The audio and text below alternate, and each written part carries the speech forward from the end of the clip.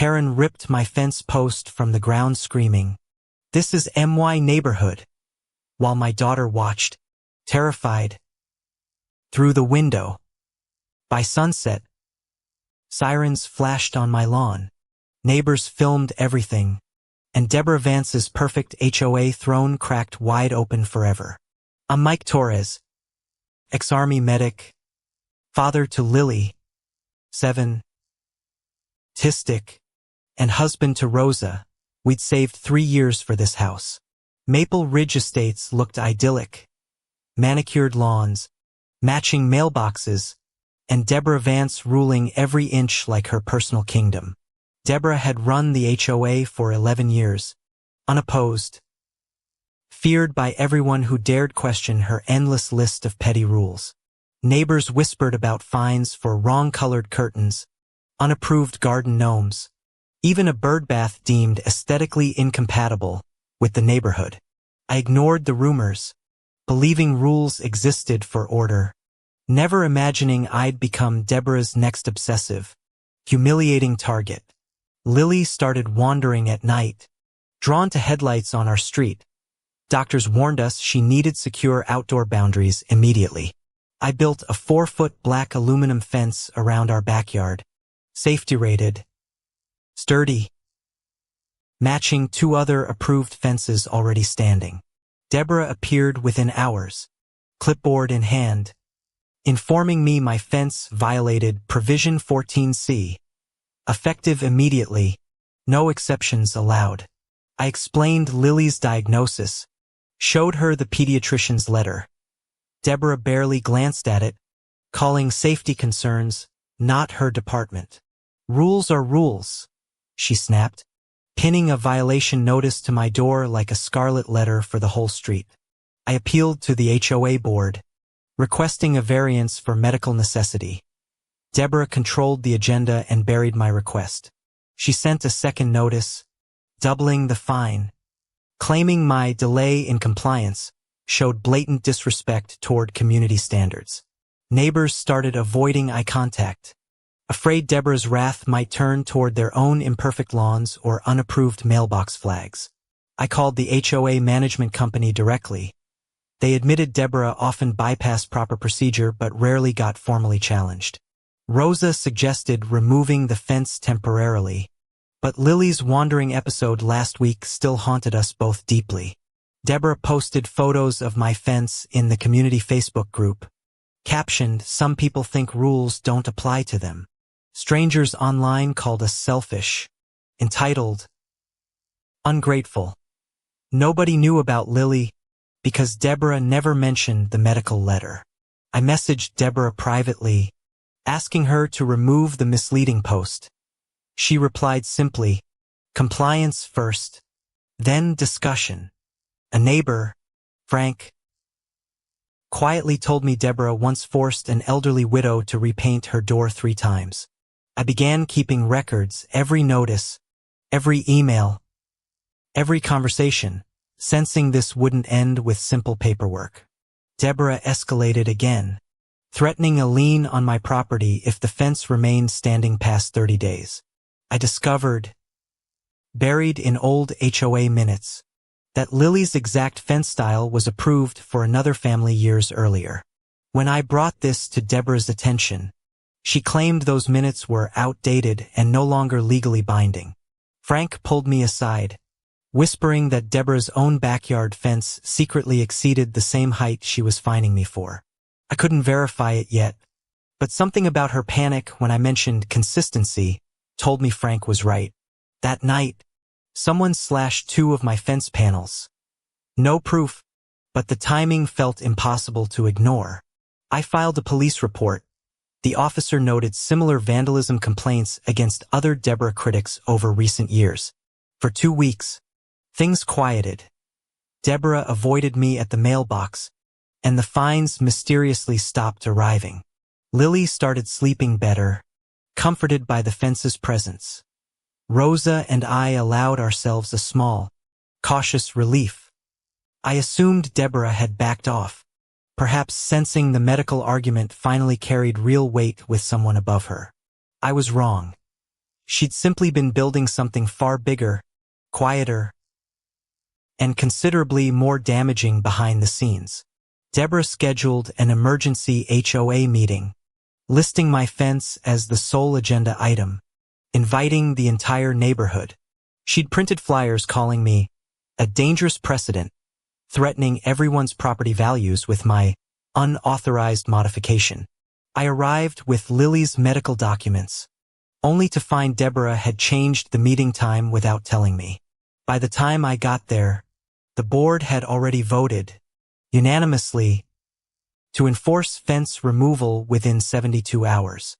I later learned Deborah personally called each board member, pressuring them individually before the actual vote occurred. Frank, quietly furious, admitted he'd voted yes out of fear, not conviction, apologizing to me afterward in private. I requested official meeting minutes.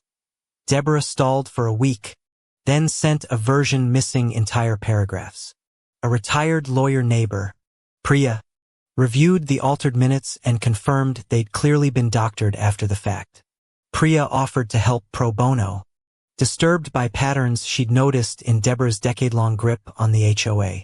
Together we filed a formal records request for HOA financial statements, curious about Deborah's unchecked spending habits. The management company delayed our request repeatedly, citing administrative backlog, conveniently whenever Deborah's name appeared involved. Rosa grew anxious watching lawyers get involved. I promised her this fight was about Lily's safety, nothing else. Deborah hired a contractor to forcibly remove my fence, scheduling it for the following Monday morning. Uninvited. I posted my own explanation online, including Lily's letter, finally revealing why the fence mattered so desperately to us. Public opinion shifted overnight. Comments flooded with support, apologies, and stories of Deborah's other neighborhood victims. Deborah deleted her original post, then accused me of manipulating sympathy for personal gain against the community. Priya uncovered something startling. Deborah's backyard fence, installed years ago, was 9 inches taller than mine. We requested Deborah's original permit application. The HOA office claimed the file had mysteriously gone missing recently. Priya subpoenaed old bank records instead, tracing years of HOA dues into an account Deborah solely controlled. The numbers didn't match public budget reports. Thousands of dollars appeared unaccounted for across multiple fiscal years. Frank agreed to testify about pressure tactics, finally breaking his years-long silence out of guilt and quiet courage. I scheduled a special session, inviting every homeowner, promising full transparency about fences, funds, and forged documents. Deborah tried canceling the meeting entirely, claiming scheduling conflicts, but bylaws required member-requested sessions proceed regardless. The night before, someone anonymously mailed me copies of Deborah's actual, unaltered permit approving her oversized fence. Rosa held my hand that night, whispering, "Whatever happens tomorrow, we already won just by refusing to disappear." The community center overflowed. Nearly 90 homeowners packed folding chairs, phones raised, sensing something big was coming. I presented Lily's medical letter first, silencing the room, reminding everyone why this fight had ever started. Then Priya displayed Deborah's own fence permit beside mine, proving the violation was pure selective, personal enforcement. Deborah interrupted, insisting the documents were fabricated, her voice rising sharper with every passing, panicked second. Frank stood, visibly shaking, and described Deborah's private threats, confirming the doctored minutes and forced unanimous vote. Priya then revealed the financial discrepancies, projecting screenshots of transfers routed straight into Deborah's personal checking account. Gasps rippled through the crowd. Even Deborah's closest allies exchanged stunned, betrayed glances across the room. Deborah's composure shattered completely. She screamed that everyone was ungrateful, that she'd built this community from nothing. She lunged toward the projector, yanking the cable, shouting that the meeting was illegally hijacked against her authority. Someone's phone kept recording anyway, capturing her tirade, her threats, and her chilling admission, "I'll ruin all of you." Security, called earlier by Priya, arrived just as Deborah stormed outside toward my property, still shouting. That's when she reached my fence, ripping a post loose with her bare hands, screaming it was my neighborhood. My phone was already recording. So were a dozen others, capturing every second of her public unraveling live. Police arrived minutes later, responding to Priya's earlier tip about potential trespassing and destruction of private property. Deborah was cited for property damage, and the video, posted within hours, spread across every neighborhood group online. Within a week, the board removed Deborah entirely, citing forged documents, financial misconduct, and video evidence of misconduct. The county opened a formal embezzlement investigation, freezing HOA accounts while auditors traced years of Deborah's hidden transfers. My fence still stands, approved and permanent. Lily sleeps safely now, and Maple Ridge finally breathes free.